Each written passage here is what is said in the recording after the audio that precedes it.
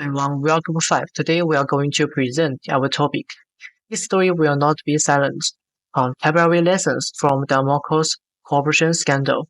Our group member is 张敬元、张春林、刘景冲、何志仁、马米拉、梁礼浩、叶义军、康方健、韩雪莲、周远怡 and 马跃婷. For this topic, we divide into three parts. The first of all is introduction and the course background. Last one is discussion.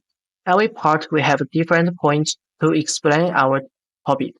Next part is introduction. The first part is the introduction. This case study examines the massive corruption scandal involving former Philippine president of Ferdinand Marcos and his regime.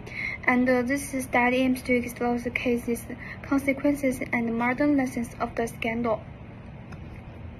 And who is Ferdinand Marcos?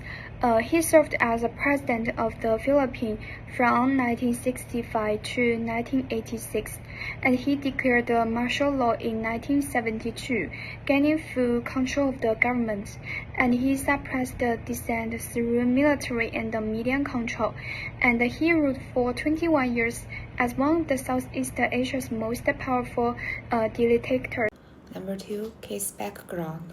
1965, Ferdinand Marcos electoral process. 1972, Daco Motor Live. 1917 or 1918. What percent corruption beginning? 1983, Association of Beginning Acro GF. 1918, People Power Revolution Others Marcos. 1986, Association Recover Effect beginning.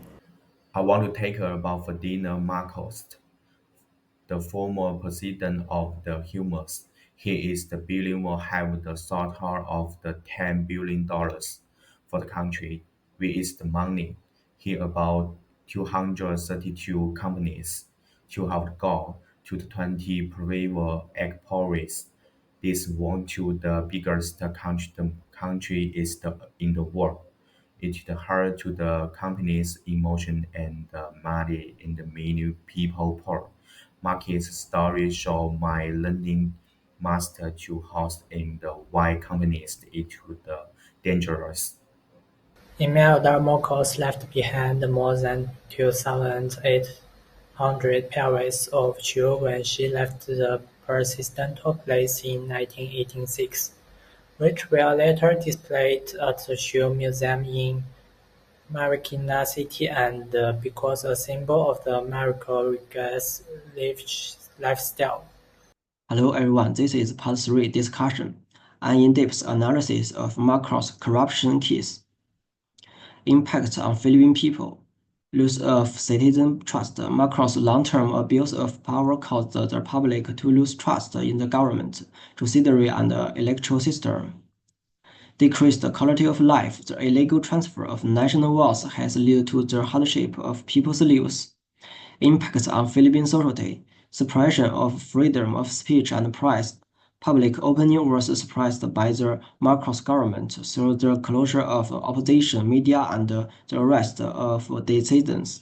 Impact on the nation. The impact on the nation was severe, around $10 billion of the country's wealth as embassy, leaving the national finance in deficit. As a result, the government struggled to maintain basic service.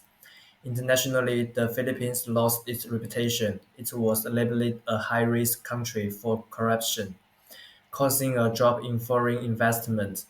Lastly, the economy suffered long-term damage. Both industry and agriculture growth slowed down, and the unemployment rose.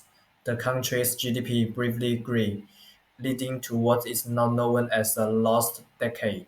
First, declaring martial law in 1972 centralized unchecked power in Marcos' hands, sliding oversight of the military, police, and government institutions. Second, a culture of censorship prevailed, transparency was limited, and public access to information was tightly controlled, undermining accountability. Third, nepotism and political patronage flourished as loyal friends and family occupied top posts regardless of merit.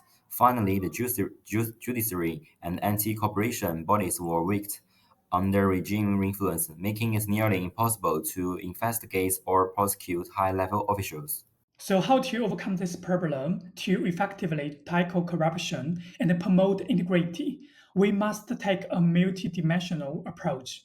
Firstly, from the government level, we need strong anti-corruption laws and independent watchdog agencies to make sure no one is above the law. And second, transparency in governments must be a priority when people can see how money is spent and how discussions are made.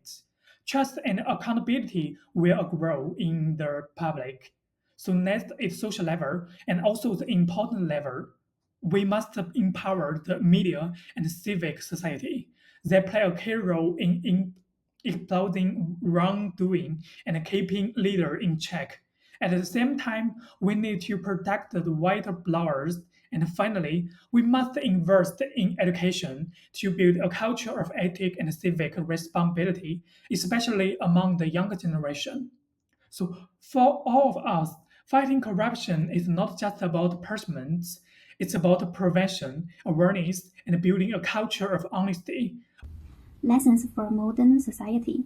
Number one, power needs checks and balance. The lack of effective checks and balance and lead to abuse of power.